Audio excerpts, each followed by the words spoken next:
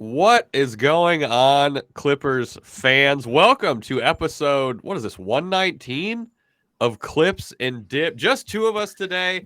I am Chuck Mockler. Adam Osland is here with me. Will Updike, unfortunately, dealing with some internet outages, which, given the weather in LA, we've all been there with all that good stuff. Like I said, we're part of the 2 and 3 Hoops Empire. You can find us on YouTube. If you subscribe to us at Clippers Podcast, that really helps us out. We're trying to get these things up. Like I said, Will's not here today, so it's just Adam and I doing the technical stuff. So Lord knows how this is going to work out. That being said, Adam Osland, pre- and post-game voice of the Clippers over on AM 570. How are you doing on this gloomy March Monday in Los Angeles? I'm good. I got my workout in earlier to try to fight the SADS, the seasonal affected disease or whatever it's called. And that helped for a while. Now I have to work out again later tonight before I get sad again. No, I'm not doing 2 days or anything like that, but it is good to be here. This is what cures my crippling depression. Just get to do some Clips and Dip pod. And the pec, we're on pec watch right now for Adam. Your pec is all good. Everything's good to go with that. Are you back at 100%? No longer on win watch with the Clippers. We're on pec watch with me. And I ran a little test. I just put on 135 on the bench just to try it out, right, which is normally like a warm-up. But I did it very slowly. The Kevin Durant max. I was doing it very slowly, and I didn't feel any serious pain. So I'm thinking 2 more weeks like this on my rehab assignment, and then I'll be back. Maybe around the same time Norman Powell is from his shoulder injury. Maybe. As long as your trainer isn't Jason Powell, I think you'll be good to go. I didn't hear that. I don't know what's happening. The weather just – my Wi-Fi's out all of a sudden. We're going to talk our reaction to the weekend. The Clippers go 1-1. Will wanted the 6-game win streak pod today, but unfortunately, we're not going to get that. We're also going to talk the Clippers versus Thunder preview. They're playing each other 2 times over the next couple days. And then we ran a poll over on Twitter at Clippers Pod. You can follow us about playoff seeding and how, should the Clippers go against the Suns or should they choose to maybe drop and go against the Grizzlies? And then we got to give a shout out to one of the sauciest Clippers to ever play, Jamal Crawford. It's his birthday today. So we're going to talk some of our favorite Jamal Crawford memories. But first, Adam, you were on the front lines, as usual, dealing with Clippers fans this weekend. The Clippers go 1-1. Horrific loss against the Magic. Pretty okay-ish to good win against the Blazers. How do we feel about this weekend as a whole? What were the positives you saw? Also, for those who missed it, Ty Lue did not coach the game against the Blazers. He was out with an illness. We hope he's doing okay. Dan Craig came in, did great. Didn't change very much. If you were wanting the rotations to change a lot with Dan Craig, that's not how any job works. When the boss isn't there, the number 2 just doesn't say, hey, what if we did everything completely different? So yeah. I will. We should actually start with that. How do we feel about Dan Craig? I thought he did a great job. I love DC. I've missed a lot of the Bond movies recently, but I love Dan Craig as a coach. And I know that joke has gotten very old. But come on, Daniel Craig. I thought he did a great job. I love what he said post-game about how it feels good to get his first win ever as a head coach. And he's going to be a head coach for a team sooner than later. I think this team, I don't know. Some people, who knows? Who knows what's going on? I didn't hear that either. But the point is he's done a very good job overall since he came in with the Clippers. And that's one of the big advantages you have with Steve Ballmer. The front office and the coaches, they are not under the salary cap, so you can pay them whatever, and they've been able to retain a lot of these guys who would have gotten bigger jobs somewhere else. But I think they're of the same mindset that they want to see this through with the 2-1-3 era and have a possibility to win that first chip in franchise history. Yeah, it was good to see Dan Craig out there. He's so funny in front of the media. I think when you see someone who coaches who isn't the usual head coach, you see how media training really plays a part. Because Dan Craig is a fantastic coach. He's a very well-spoken guy, but it's different when you're up there at that podium, right? Like doing the pre- and post-game presser. I thought he was very articulate. He's just very matter-of-fact, though, too. Coach Lue will go back and forth sometimes with reporters. He'll call out Tomer, and, there's a relationship and rapport there. Dan Craig hasn't built that up with all the usuals yet, but I We'll hope see. he comes out firing. I hope he just has zingers next time he's got a coach. Like So he's going after Farbod for his yeah, Halloween costumes and all that stuff. exactly. So how did we feel? We split the weekend. You and I talked after the game against the Magic, which is obviously a bit of a different vibe than the Blazers game. But are we still kind of feeling that a corner's been turned? I mean, Kawhi and PG played great against the Blazers. Kawhi continues to do his thing. Like, where are we at? I was, and you were too when you came on post game after a loss, because I guess Will's doing games after wins now. You're only coming on with me after losses. Will I said guess. it. Will said, and I quote, Charles Mockler is an expert on losses and taking L's. So that's how we came up with this arrangement, apparently. I don't know. No, we'll switch things up still. But that Magic loss to me was tough. That was a difficult and frustrating one because they had an 8-point lead heading into the fourth quarter, and they gave up a 39 spot and had, you can argue, their worst fourth quarter of the season. I thought it was one of their worst losses of the season. Both losses to the Orlando Magic have been. And I took calls post game, and there was a caller who I love. His name is Morris from Long Beach. And he's a guy. Bro, I know all about Morris from Long Beach. He's got great pipes. He'll sing songs and do parodies post game. He is a diehard and an optimistic Clippers fan. He has fun. And his point was he's actually done a remix of Back That Ass Up, but with the Clippers. Clippers looking good. We can back that thing up. Oh, God. We're looking real fine out there. We can back that thing. He has friends who he tests these out on, and they're like, dude, it's fine. I don't know. It's fine. Go with it. Oh, God. Yeah. So I love him. But sometimes I have to dip the show in reality a little bit when there is a bad show, as I'm positive most of the time. So we're talking about From 10 games left now. Yeah. There's 10 games left. There was 11 after that one. And they had an opportunity to sweep the homestand. And with how close things are in the standings, we're going to talk more about that coming up, it was a bad loss. I don't think there's any other way to explain away or excuse away or rationalize that one. And I don't care that they didn't have Kawhi Leonard in that game. Agreed. We all thought when the report came out that on this show and on our last YouTube one too, you can watch it. And we had a live reaction. Yeah. We all thought, I said it multiple times. I like the strategy.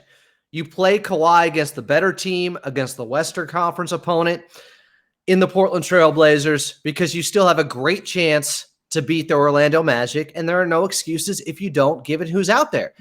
And after defensively giving up just 17 points in the third quarter, they give up 39 when they had a chance to close that one out.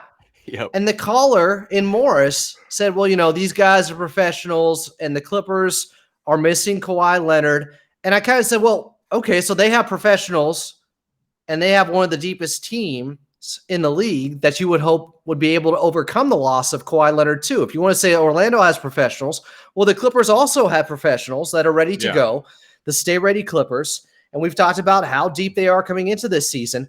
So that argument kind of cuts both ways. And he said, well, Kawhi wasn't in there. And it was funny as he called in last night after they won with Kawhi and ended up holding the Portland Trail Blazers to just 19 points in that fourth quarter. So 20 points less than they did against the Orlando Magic. And he was using that as his argument of why Kawhi is the biggest difference maker. And I'm not arguing that. Yeah. Because Kawhi is the most important player on this Clippers team. He's what the I'm best saying player is on the team. Yeah. They still had enough to beat the Orlando Magic and were in control and let that one get away from them. And if memory serves correctly, Kawhi Leonard wasn't out there when they held Orlando to just 17 points in that third quarter. So they were able to play good enough defense then. Why didn't it show up in the fourth quarter as well? So that's where the frustration, I think, stems from. And you just wanted to see them carry on that winning streak a little bit longer. But I don't know. How did you feel about it, Chuck? I think it was a microcosm, and I think you hit the nail on the head pretty well, of this team right now, despite having a fantastic number two, whatever you want to call it, in Paul George.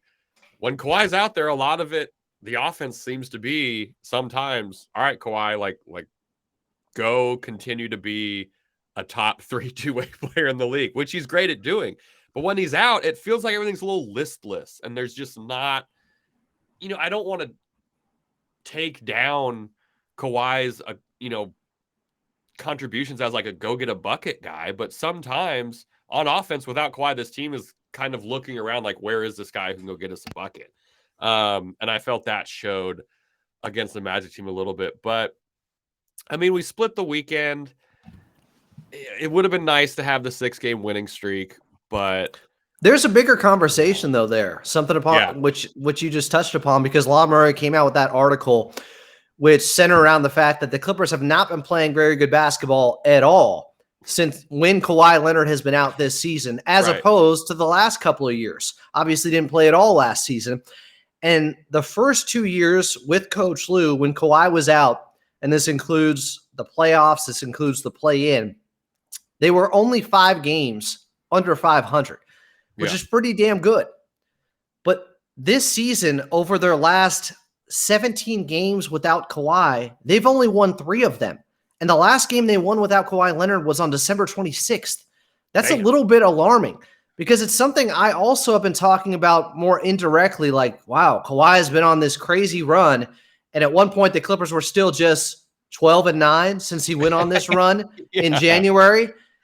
That's wild to see. They should be more dominant when you have a guy out there playing elite God tier level basketball, which is exactly what he's been doing since he got back to regular minutes on January 8th. Since he's been playing 37 minutes a night and was almost at 40 last night, he has been having one of the greatest runs, not just by him in his career, and this may be the best regular season run by Kawhi in his career. I'm sure some Raptors fans might have something to say for that, but I think it's fair for Clippers fans. In the regular season, I don't remember a cut of 30 games where he's shooting 50% from 3.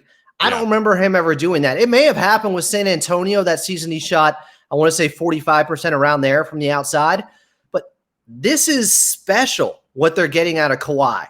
Not many players have ever touched this level during the regular season for a sustained period of time. And we're talking almost 3 months now of Kawhi playing at this high of a level, and you're 28-15 on the season with Kawhi Leonard out there. Now that includes some of the earlier games this year and when he was just starting to ramp up. But still, ramping up Kawhi is still a very elite basketball player on both ends. That's a 65 or a 650 win percentage, 28-15. To me, with how good he's been since the turn of the year, since 2023, most of those games they should be winning. Like, they should win 90% of the time when Kawhi is that good out there. Yeah. But it's been their defense that has hurt them a lot. Their offense has been good. I think they still have the second best offense or something like that post All-Star break. But defensively, they're 17th since November 1st. 17th since November 1st. So you take out the first 7 games of the season, and they just haven't been good enough on that end. Now, there's some positives recently. I thought last night holding the Trailblazers to 102, and you can say what you want about their record, they're 8th defensively on the season. They're good. I mean, that's not where they struggle. Modern NBA, if you're holding the team below 110, that's the new below 100, right? That's the new kind of like that Pistons dynasty, or not dynasty, but that Pistons team where they were holding guys below 80 in games. In 2023, 100 is the new 80, basically, with holding guys. And the game against the Knicks, they only score 95. The Raptors only score 100. And even with Golden State going for 126 and shooting 55% from the field, I felt like the defense showed up, but so did Steph Curry. There's nothing you can do against some of those shots. So overall, recently, you look at 4 of their last 5 games, outside of the Magic game, where they gave up that 39 spot in the fourth quarter, they've been pretty good defensively. It's there. They have the guys. They can do this. And Ivica Zubac, we've talked about him a lot. He's looked so much different since he came back and has been back to playing around 30 minutes a night coming off that calf injury. He's looked more like this big Zoo we saw early in the year, which is a huge development. They have to have him playing at that level. If you're looking for some positives, him, Kawhi, Paul George look as athletic as they have all season long. Of course, Kawhi coming off the ACL is kind of a different situation, but Big Zoo and Paul George look as fresh as ever, right? Yes, they absolutely do. I mean, Zoo looking fresh is so important for this team. PG, has spoken about a little bit with just feeling healthier. And, he was obviously going through some knocks and stuff like that, but he also mentally, he looks in a way better place. He got his good friend on the team. It felt like maybe immediately before that, there was a game where it was like, why is he like actively pouting on the court? What is happening? But he looks a lot happier with basketball right now in general too. So I think you're right. Those three guys are the most important for the Clippers right now. The point is, though, and when we're talking about this subject with Kawhi Leonard and what he means to the team, of course, they're not going to win the championship without him. But they also can't fall apart at the seams when he's off the court, right? Whether for 15 minutes a night or whether for an entire game because it's a back-to-back. They have to keep those same principles and that same identity even without Kawhi. It doesn't mean you're going to be as good, but this was a team that was known for stepping up and having stay-ready Clippers and guys winning ball games no matter who was out there. Right. And that hasn't happened much as of late. Yeah, there hasn't been that galvanizing, other guy performance. I don't mean other guy in a derogatory way, but, people listening know what we're talking about. Like, we haven't seen that. Oh, wow. The first thing that came to my head was Robert Covington stepped up, but we know he's not going to be given the opportunity to. But like, we haven't seen that. Like, oh, Batum came through with like 16 and 6 or something like that. Like, we would get more of those performances last year for sure. I think part of it is guys might just be tired. I know we shipped off, Reggie, who was the biggest go make sure the season is a complete failure for us last year, playing a bunch of minutes and doing what he can.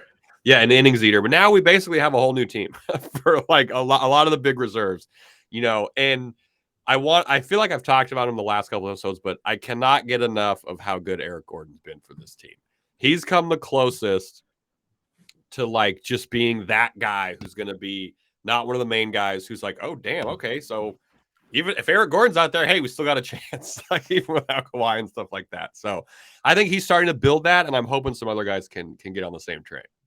Maybe part of the problem is they've just had so many different moving parts and rotations and lineups that it's hard to ask for consistency, especially coming out of the trade deadline and the All-Star break. For sure. And those guys knowing what their roles are without Kawhi Leonard, because they've only had, I think, 2 games so far out of the last 11 post-All-Star break without him.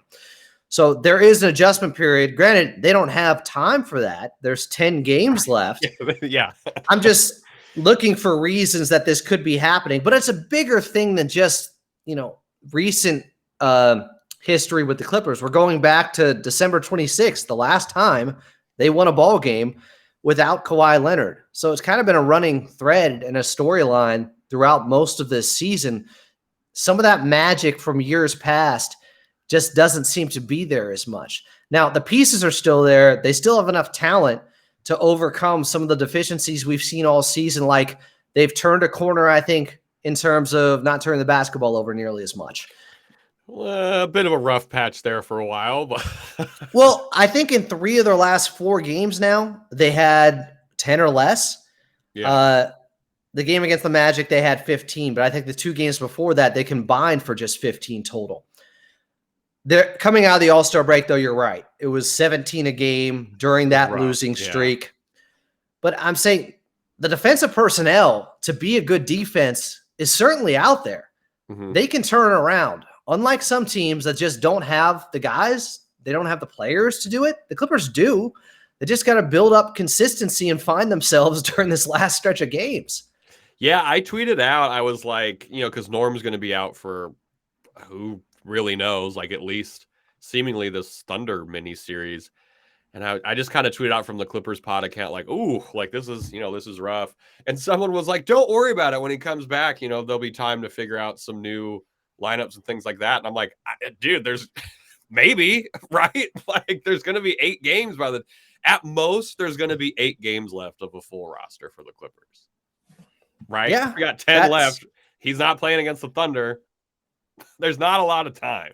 And it's not like down the stretch of the season, regardless of who you're playing, you're getting many games against teams that are packing it in, because with the play-in tournament, the NBA has gotten what they've wanted out of that, more competitive basketball at the end of seasons. And they aren't playing the Houston Rockets anymore. who, by the way, can come up and bite you. Apparently, they beat the Boston Celtics. They beat the Lakers recently. They can nip at your heels a little bit. They have talent, but a lot of teams are in the same position as the Clippers, which is we don't know our position heading into the playoffs, so we just have to win ball games and play with a sense of desperation. It's the play-in before the play-in before the playoffs happening right now. It's wild, and you don't have time to figure things out much anymore or test things out or experiment too much. You just have to hope that it works that night. There's got to be a sense of urgency quarter to quarter, possession to possession, not just game to game anymore. Quarter to quarter, possession to possession is a fantastic way to put it. We're talking about the Thunder, who are only 2.5 games out of where the Clippers stand in the standings. We're playing the Thunder tomorrow night. We're going to preview that game right after this ad break. If you've been experiencing like loud ads or anything like that, go ahead and turn it down. We got ads coming up, and then a preview of the Clippers versus Thunder game. Ads coming up in 3, 2, 1. Welcome back in Clips and Dip, episode 119. I'm Adam Oslin. We got Chuck Mockler with us. No Will Updike in tonight's pod, unfortunately. No tripod. No tripod. We will have him back, though, soon if the Clippers win the next game. I mean, tomorrow against OKC, Will's on post-game. Maybe. Coming up later in this show. Chuck may veto that. Coming up later, we'll talk about if the Clippers are going to end up taking on the Phoenix Suns and exploring that 4-5 possibility and how likely it is and just the rest of the Western Conference standings here. But let's talk about the OKC Thunder, who beat them twice in a back-to-back series. It wasn't back-to-back nights, though, correct? They also had, it was the October 25th correct. And October 27th. But it was in OKC, and a lot of people pointed to that. This is the level of desperation Clipper Nation had already coming out of the gates in the season. They had only lost one game. They started off 2-0. They beat the Lakers, their opening night, or the Clippers. Then they beat the Sacramento Kings, where Paul George had 40. They lost in Phoenix. And then after losing both those games to OKC, panic was already starting to set in. Like, this could hurt us in the standings later in the season. And it might. It might be right, yeah. Because now chickens are coming home to roost. Like, now they have 2 games against OKC where they have to win both just to have the tiebreaker or just to be in a tie for the tiebreaker. And it come down to then it would be conference play. So how does that – I'm trying to look at the standings here and seeing who would have the early advantage in conference play because it reversed – They would have the early advantage because we're 22 and 21 in the conference. They're 21 and 23. So if they beat us these 2 times, I mean, I guess no, we have to win. We have to win both of these games. They have to win at least one and likely both if they're going to have the conference tiebreaker. Right. It's going to be close, but they're playing very good basketball. They've had the 5th best offense since January. Since January 1st, they've had the 5th best offense, and they play together. They play well. It's a really fun young team to watch because they look wise beyond their years. They rally around SGA, who just had another 40-point game the other night. Of course he did. But they move the basketball and get everybody involved. And I never would have thought at this point, I thought he could trend in this direction where maybe in a couple years from now, he'd be at the spot he is right now. Shai Gilgeous-Alexander being an all-star, averaging 30 a game. I never thought it would have came this soon. I don't think anyone could have foreseen this. Even the most optimistic, this is an absurd ascension by Shai. And we love to see it as Clippers fans. It's a little bittersweet, but obviously I think if the Clippers organization maybe thought this would have happened, who knows what happens with the trade, but now he's our enemy, and this is a very important 2-game stretch. No Norm Powell, as we talked about before. One thing I'm looking for in this game, we need to grab every available rebound because the Thunder allow teams to grab right around 47.5 boards against them per game, which is, I think, the worst or second worst in the league. Looking at the stats right now. Yeah, it's the worst in the league. They give up the second most offensive rebounds, the second most defensive rebounds, which equates to the worst opponent rebounding situation for the Thunder. So I'm looking for Westbrook to keep doing his thing on the offensive glass. Those are going to be available for the Clippers. Zoo, we know he's going to put in the work. Really excited to see how Plumlee can kind of make a difference. Kind of He's down had a low. rough little stretch here. Under the radar, rough stretch. Maybe it's because I picked him as my surprise performer last time out, Big Plum. I may do it Maybe. again. I may do it again if I have to. But what else do you think we need to do well other than, Kawhi continuing to destroy worlds? I'm hoping we can see a faster start from PG. He was on pace, and I talked about this a little bit. He was on pace for a really bad game against the Magic, and he kind of brought it back. And I hope he can just get started a little earlier. Same with yesterday's game against Portland. Yeah. The last two games, he's found himself in the second half. He had 6 turnovers. All of his turnovers against the Magic came in the first half. Mm-hmm. And then he started 1 for 9 yesterday against Portland. I would say, though, these are encouraging signs that in both those games he continued to shoot, especially yesterday. Yeah. With Kawhi Leonard out there, once again, Paul George took more shot attempts. He was just 8 of 22, but he hit 7 of his last 13 after starting 1 for 9. Hit that big three-pointer late, and that was the only shot that he made in the second half that wasn't inside the paint. So he was getting to the basket. He had an insane move. I posted it and just said dirty as I screen capped it. Captured it and put it up at follow Adam A as he slithered to the basket and just went right around. I forget who was on him. I don't know if it was Thibault, but he shook him. He just put him on skates going backwards. Paul George looks explosive. And the fact that it's happened multiple times recently where he's had bad first halves that he does not let turn into a bad game. And he said post-game, this was kind of interesting. He called himself out or was having some fun with it, saying, sometimes I have a plan and then it goes to shit and of how I'm going to play and I have to figure out something else. And when he got into foul trouble early with those 2 fouls, which I think took him out of a rhythm right away against Portland, he said part of his process is being on the sidelines and thinking the game and doing visualization techniques basically of how it could play out the second half. And he says, and that's what has helped him in his career. It usually works for him to have a turnaround if he can just get that bird's eye perspective or courtside perspective, and therefore he can switch it up. Yeah, I think you're right because the attempts in the paint is what people, especially kind of the Clippers beat on Twitter, has posted about too. Like, oh, PG's attempted 12 shots. One of them has been in the restricted area or the paint. So those paint touches going up are going to be good, and it's going to be good for the playoffs. Because theoretically, a player of Paul George's caliber and status, as we all know how refereeing goes, should get a few more whistles in the playoffs when it comes to playing in the paint. Will that happen? Probably not. We'll see. Who knows? He did take 12 free throws against Portland. So, yeah, his aggressiveness and that adjustment he made worked out for him. But you mentioned Kawhi and just how good he's been. I don't think we can stress this enough. It's not normal to have a guy shooting 50, 50, 90 for 3 months. Right. What would their record be if he was just at 50, 40, 85 or 45, 38, 80?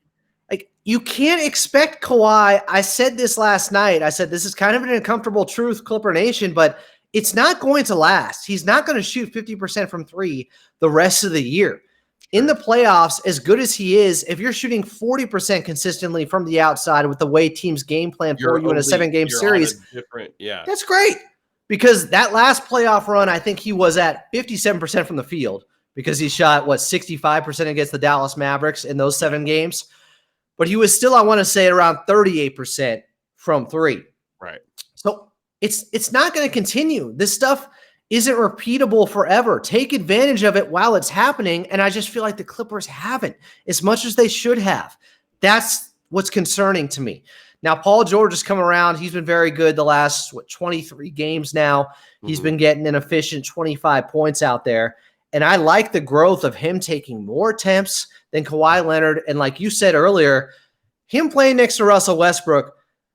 Say what you want about Paul George, and I know a lot of people have been like, well, he has to get his way, and it's the players who wanted Russ and Coach Lou. We're here maybe now. not everybody was on board with here. it. Well, they do play well together. Paul George and Russell Westbrook do play well together. And if Paul George doesn't want to handle the ball a lot, I don't know why anyone would be that opposed to it, considering he has a lot of turnovers in bad moments. I don't know if you want him handling the ball a lot. It's not his game. It's not his best strength out there. His best strength is his scoring, is his efficiency, and he can do that better when someone else is deferring to him and getting him to his spots. And if he just feels good, like you mentioned earlier, if the vibes are right. I don't want to mess with that. I want the best version of Paul George, and that was the guy playing next to Russ in OKC. And hopefully it happens again against OKC. I'm interested to see who they stick on PG when he's the ball handler. I could see Dort picking him up immediately if PG is handling the ball past the half-court line. Like, we're probably going to see that happen. Dort. Yeah, he is very good. What do we think could go wrong in this one? We talked about the good. I do want to point out that Jalen Williams, I believe, is leading the league in charges drawn, and Kenrich Williams is also on the top 5 for charges drawn. And this immediately took my head to Westbrook might be in danger of getting into charge trouble, which is maybe just, I don't know. These guys are good at taking charges. This is a razor thin margin game for the Clippers. Other than maybe, my far-fetched, they take too many charges and we lose take. What's going to happen with Shea? Are we throwing multiple looks at him? He's going to try and look for the switch on Morris. Like, he's going to want to come back to crypto and make another statement. Like, I don't want to be on the receiving end of a Shea poem on Instagram after he has a great game against the Clippers. He is thoughtful. And I still find him. What I love about some of the guys the Clippers have drafted and brought in over the years, even when they leave, you follow them. You like them. You enjoy watching them. They're just very likable players for the most part. Shai Gilgeous-Alexander, by the way, last 6 games, because what was it, an abdominal injury that he was dealing with? Something like that, yeah.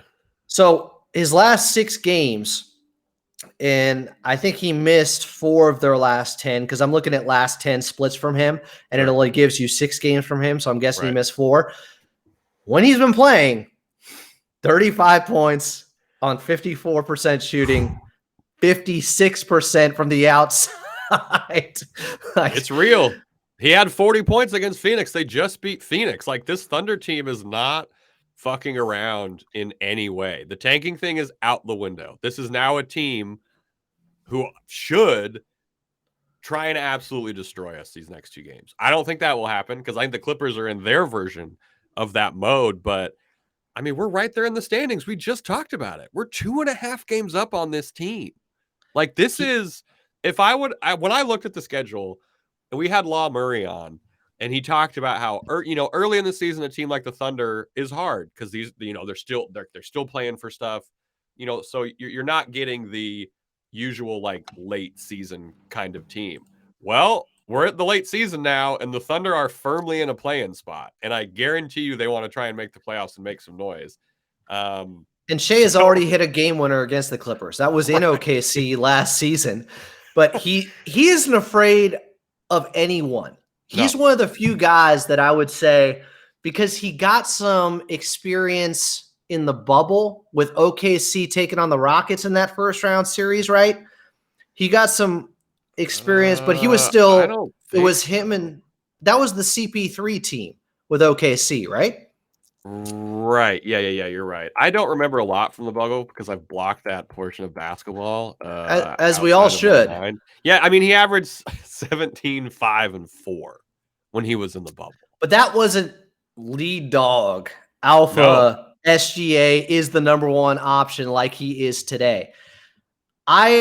While I have fought back against Clippers fans who are like, oh, we shouldn't have traded for him. It's like, guys, they didn't just get Paul George. And they got Kawhi Leonard.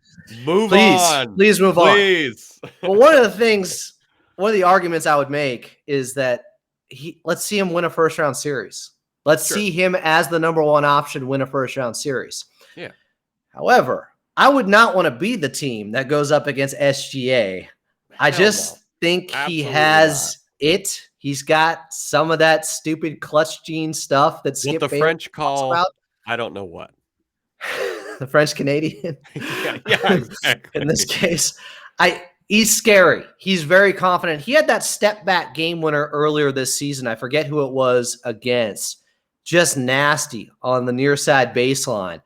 There was a camera angle of it where you saw it like in its full speed version of what it would be like guarding him on the court for that. And yeah, he has, because he's not, it's not that he's the fastest guy out there. It's not that he's the most explosive or the most athletic or the guy dunking on everyone. He has some of that old man game while still having a lively body for a young player. Like, he gets to his spots. He has a refined basketball game that is just tough to stop and is going to age well. And what is he, 23, 24 right now? Yeah. It's scary. It's going to be, the defensive looks on Shea are going to be interesting. Also, Kendrick Williams, I forgot he's hurt, so he's not going to be taking any charges. So that's good there. One thing that, worries me again, it's the third highest scoring team in the league, and they play at the third fastest pace. This team's going to run. Yeah. This isn't like might be a track meet. The Thunder will make this a track meet if we're trading buckets early. And I'm a little terrified about what happens if we have to get into trade bucket early mode against a team that's kind of streaking, right? You beat the Suns, legitimate contender, obviously didn't have KD, but this is a nervous making matchup. You could say the Clippers have had a lot of practice in that area recently against high scoring teams, and Golden State, against the Sacramento Kings a couple of times, against the Denver Nuggets. But yeah, I don't think it's their preferred state, because even with Russ, I want to say over the last 11 games now, as I reset the filters, so 11 games with Russell Westbrook coming out of the All-Star break, would it surprise you that their pace of play in those 11 games, well, actually, it would surprise me. They are 10th. They are 10th in pace in their last 11 games. I swear just a few games ago, it was still bottom 10. It was like 19th. It's close. 20th. Yeah. Well, because pace is also, it's kind of a wonky stat, But that matches the eyeball test. Yeah. Eye test, that is interesting. That I would not have actually. Well, and Russ has been playing just the last couple of games heavier minutes, where he's been over 30 against Orlando, against Portland. And we've talked about it a lot, but Terrence Mann hasn't played more than 18 minutes the last 2 games. And while I thought Russ did a lot of good things against Portland yesterday with just some of his passes where he ended up with 10 assists, he's certainly making passes that even when he doesn't get the assists, they're those hockey assists, or they're getting, which they need to count. I will die on this. The NBA needs to start doing the hockey assist style thing. I love it. I think it makes a lot of sense. He makes a pass that just puts you oftentimes in an advantageous position for getting an easier bucket, whether it's directly off of that pass or somebody else than making the extra pass. Like, he had a pass to, and this was a great play from Paul George. And another reason I love that game from him yesterday was because it was his defense that fueled his offense. His defense turned around his offense. There was that play in the third quarter on the inbounds pass from Russ where he saw Paul George. I don't know if it was a backdoor cut, but he found him underneath the basket. And Paul George missed a gimme, missed the tip in. Portland got it back, and then Paul George stole it from him and got a dunk. Yeah. Try again. That was a pass like only Russ is making that pass, and there's a chemistry thing out there between him and Paul George. So as we always say, there's the good and the bad with Russ. You got to know how to use him. I think for the most part, they've done a pretty good job with that.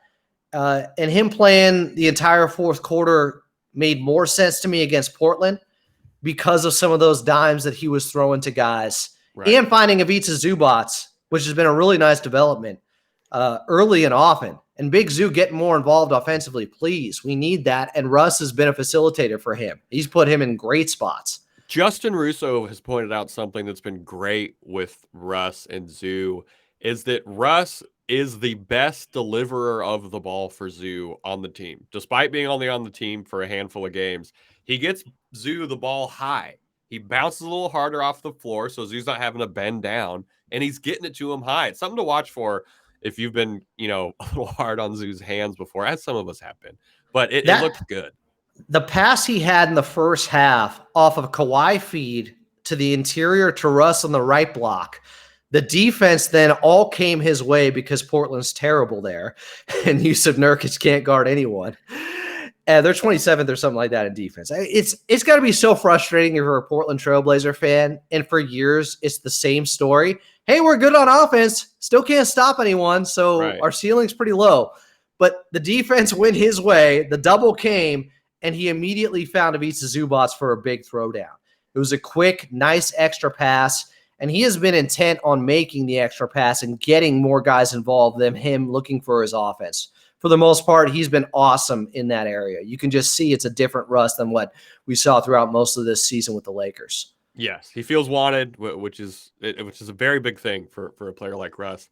All right, so are we splitting this mini series with the Thunder? Are we taking both the games? They give up, they foul the 5th most in the league. Teams against them take a lot of free throw attempts. It's the 2nd most for opponents in the league. Could look for the Clippers to live at the line there. Adam, are the Clippers going 2-0 in this mini series? Man, OKC's a top 10 defense since the All-Star break, too. Yeah, it's insane. This is gonna be a battle. Like this is yeah. This is good playoff tune-up stuff. I'm gonna say yes. They win both. There's a little bit of payback for OKC winning both in OKC early on in the season. And I believe Kawhi didn't play either of those games. That first game we thought he was going to play, and that's when he went out for that extended period of time, missing 20 of their next 24 games for right knee management before returning. And now he's really only missed back-to-back. So yes, I'm going to say the Clippers win both, but it's not going to be easy. No, it's going to be a dogfight. These are going to be, playoff-like atmospheres, which is good in very entertaining basketball games because OKC is really fun to watch. Yep. All right. Who's your surprise performer of the night pick for Tuesday against the Thunder? I'm going to double down. I'm going to pull Chuck Mockler. Really? I'm going back to the well that has dried up in recent games, especially on the defensive end. For anyone who called me and dared to say that Mason Plumlee should be the starter over Ivica Zubac. Oh, yeah. No, get out of here. You are a full-blown casual. You do not enjoy the NBA or know ball. I'm sorry. I don't know what you're watching or how much you can possibly have a bias against Ivica Zubac to think that Plumlee's close to the defender that Big Zoo is. Not that Plumlee's bad, but Zoo is that good. And Big Plum has had some bad games on that end recently. And he's not the offensive player either. There is no argument whatsoever that Big Plum, who I love, should be starting over Ivica Zubac. And I'm sure he would tell you the same. Yeah, he's a smart guy. So bounce back game for Big Plum. Big Plum bounce back. I got to go Terrence Mann. Terrence has had a brutal couple of games. 18 minutes against the Magic, 6 points. 16 minutes against the Blazers, 4 points, 4 assists, but just not the same Terrence-ness, if you know what I mean. I mean, he was a +6, though, against the Magic. That's the one where I was surprised they stuck with Russ throughout the entire fourth quarter, and Terrence Mann didn't come back in. I thought, you need defense. They can't stop him, but can't look back. No, that's a good call. Terrence Mann definitely do. He had his big breakout game in the bubble against OKC. Yeah. It was one of what they played those 8 games, those games to finish out the regular season after the long hiatus of 3 months off. They just gave everybody 8 games. And I think maybe the last one was against OKC, and Terrence Mann shined and had 22 or something like that. Right. I like that call. I think, Terrence has a big game. They're going to need him too, because he brings the energy that Terrence Mann has out there, the youthfulness. OKC has that in spades throughout their entire 12. lineup. Yeah. We all 12 guys. We haven't even talked about, like, you look at who's the guy for the fucking Thunder who can just shoot? Isaiah Joe. That dude's just shooting the lights out this season from deep. So, like, They got Giddy. They got guys we haven't even talked to. Like, this is going to be high level hoops. I'm going to be in the building for the Thursday game, so I'll be there for that. I know Adam will be there. Will, if he were here, I'm sure would be there. Also, let's pick for Will. He's probably picking Marcus Morris for the surprise performer of the night. He's probably going with Marcus Morris. We'll put the poll over on @ClippersPod. I think it's a great call. Yeah, you can vote to see who got it right. Coming up, we are going to be talking about the poll we put out over on Clippers Twitter, talking about playoff stuff, and then giving a shout out to Jamal Crawford. We got ads coming up. They've been loud for some people. If that's been your experience, go ahead and turn it down. We got ads coming up in 3, 2, 1. All right, welcome back to episode 119 of Clips and Dip. We're talking the first round of the playoffs. The standings have been tight all season. Clippers versus Suns in the first round feels like a real possibility. The Clippers are a half game up on the Mavs, though, with the Mavs owning the tiebreaker due to conference record. So there's a non-zero chance that the Clippers end up, in sixth place with the Mavs going to fifth. We asked Clipper Nation on Twitter, come playoff time, would you rather have the Clippers end up in the 4-5 spot against the Suns or the 6th spot against the Grizzlies? Adam, did you vote in this poll? Did you do your patriotic duty and vote? I did. Where's my sticker? I forgot to. I must have lost. I voted, and I voted for Memphis, but only if it happens naturally. So that's the thing. Most people voted for Memphis. It was 58% for Memphis, 41%, 42% for the Suns. You don't want them choosing who they play. You're tired of that route. If it comes down to the last game of the season, and you have a chance to have a path of least resistance and a better path to the Western Conference Finals and hopefully getting to the NBA Finals, I'm fine with that. But I think right now, you got to win. You got to play good basketball. You still have to build good habits, good chemistry, and play like a cohesive, consistent unit out there. Right. If it comes down to the last game against Phoenix, and if you win, you get Phoenix, or if you lose, you get Memphis, and therefore would avoid a second round series against the Denver Nuggets, as well as avoiding Phoenix in the first round, I think you have to consider that. You just do. You do, and the Clippers do consider those things. A lot of people were kind of asking us, like, good teams don't choose who they play, like, you can't run from anybody, all that stuff. And while I do genuinely agree with that sentiment, we have witnessed this Clippers team choose their first-round opponent before. This isn't this isn't a surprise concept. Against Phoenix, that last game of the season, we don't even know who's going to play. If they're our first-round opponent, you think Ty Lue's going to run out playoff sets and rotations and things like that against them for extra scouting? Like, I don't think Ty's that kind of coach. What if, though, it decides home court? Phoenix has the tiebreaker over the Clippers. Right. So wouldn't be easy to get the 4 in that 4-5 matchup against them, but it's possible. With the way Phoenix has been playing, they've been reeling a little bit here. You just mentioned OKC beat them. There's a reason they want to have Kevin Durant, or they went out and got him. Yeah. They're not good enough to win it without him. Agreed. Totally agree. I think that's known by everyone, which talent-wise, I think they should be a contender, but they're not good enough. They just aren't. Maybe the decline of CP3 has shrunk their window with that squad, and the way they lost 2 years ago up 2-0 in the finals, and then the way they lost last season in that game 7. There's too much bad juju there, and you had to do what you could to make a super team, and they are with Kevin Durant. Mm-hmm. But I think if it's the last game of the season and you have a chance for home court, it's worth playing for against Phoenix. However, I just think a matchup against the Memphis Grizzlies, and be careful what you wish for, of course. There's no good matchups. You got Ja coming back in the next couple of games. Like, he's just back. He could be motivated and inspired, and the team could rally around him. That's exactly what I'm picturing too. Like, if the best matchup is getting Dallas, you have horrible options. Right, yeah. I don't want that. But I think I would want that over pretty much anybody else that's realistic. Like, I'd rather see them than Golden State. I'd rather see them than Memphis. I'd rather see them than the Sacramento Kings. Obviously, Denver and Phoenix. I think that's the best option is getting Dallas, which is unlikely to happen. And some people voted too, like they were like, it should just be avoid the Denver side of the bracket. Like, don't worry about that. Just avoid the Denver side of the bracket. I don't know if they would think that far ahead. I love the optimism from the team if they're like, we wanted to avoid Denver because we knew we were going to crush in the first round. But I'm not sure they're thinking that far ahead. It's almost less about we're scared of Denver, and there's reasons to be. They've dominated and owned the Clippers. Coach Lou put it that way. But it's more about get Phoenix and Denver to knock one of them out, to take each other out. That's what's going to help you.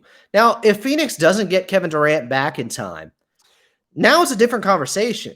Now I'm not as worried. I think they will too. I think they saw a couple of games and they were like, hey, I think they saw a couple of games and then the ankle thing happened. They're like, hey, man, we know what we're doing here with you. It's not hard to integrate Kevin Durant in their offense. That's exactly what it is. And there was a report earlier today that they expect him back. I don't think the report was sooner than later. I forget what it was, but before the playoffs, by the end of the regular season. Clippers, though, and I hate whoever commented about championship teams don't do that. They don't duck anybody.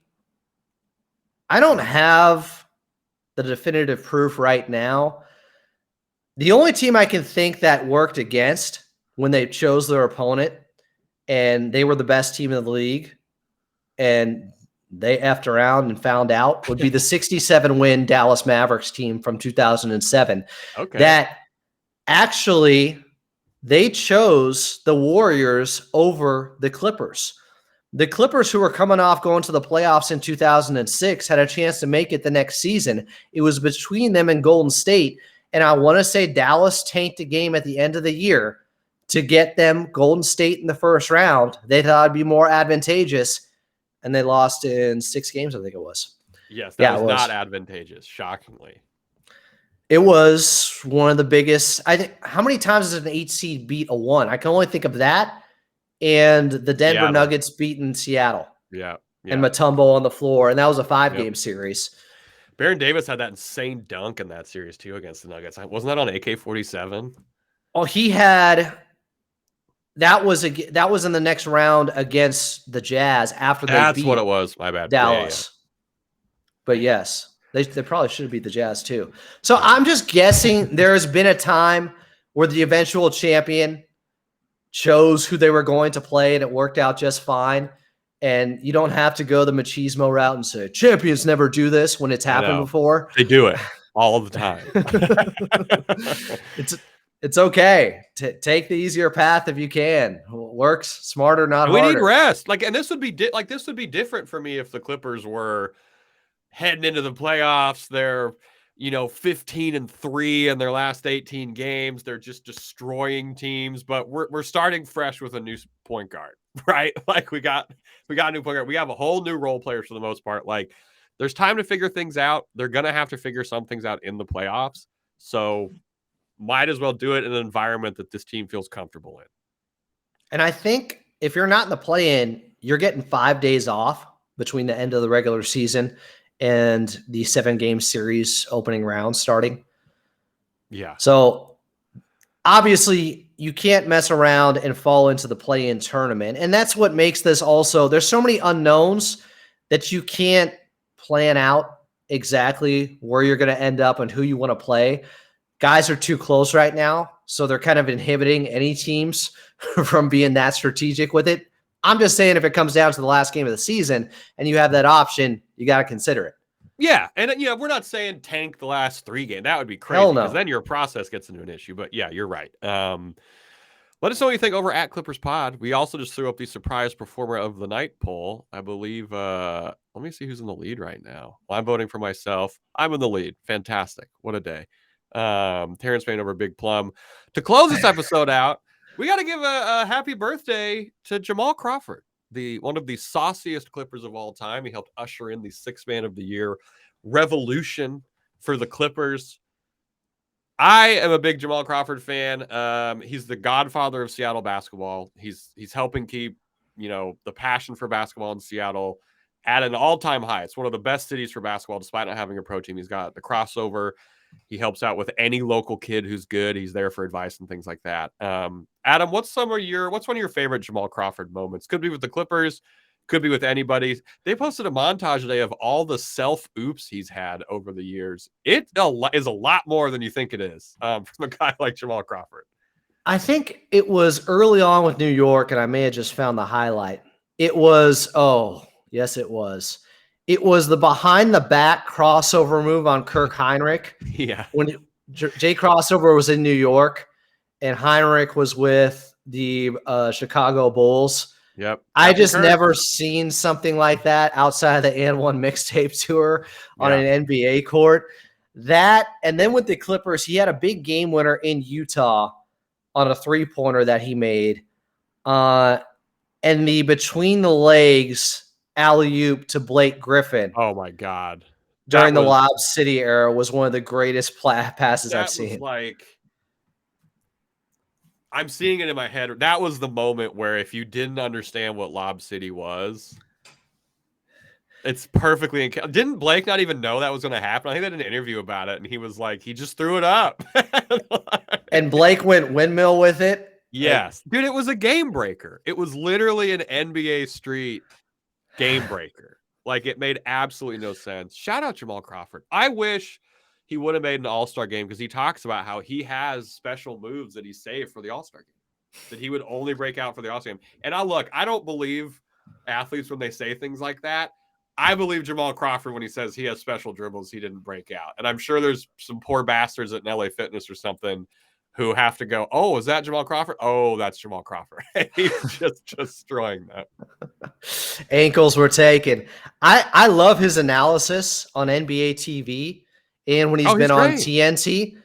He's such a good ambassador for the game, but he's very articulate and simplifies things for the common fan, but also keeps it high level at the same time.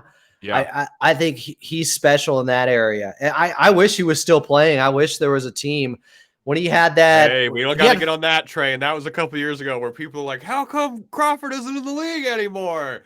We talked to we talked to somebody a couple seasons ago in the Chick Hearn, and we were kind of talking about Jamal Crawford, and he was like, man, like, there's just no defense. Like, it's just not even like it's bad. It's just not there. Like, he could go and get you 10 maybe, but you're giving up 25.